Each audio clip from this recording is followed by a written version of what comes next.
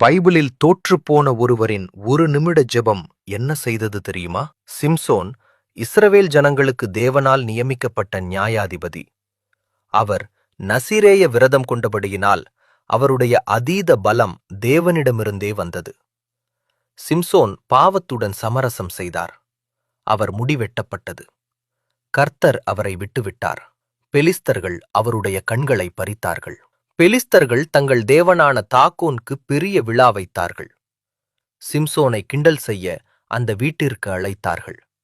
அவர்கள் உண்மையான தேவனை அவமதித்தார்கள். கண்குருடனான நிலையிலும் சிம்சோன் தேவனை நோக்கி அழைத்தார். சிம்சோன் அந்த வீட்டின் இரு பிரதான தூண்களை பிடித்தார். முழு வீடும் இடிந்து விழுந்தது. சிம்சோன் மரணமடைந்தார். அவர் மரணத்தில் கொன்ற எதிரிகள் அவர் வாழ்நாளில் கொன்றவர்களை விட அதிகம். ஒரு உண்மையான ஜெபம் அனைத்தையும் மாற்ற வல்லது.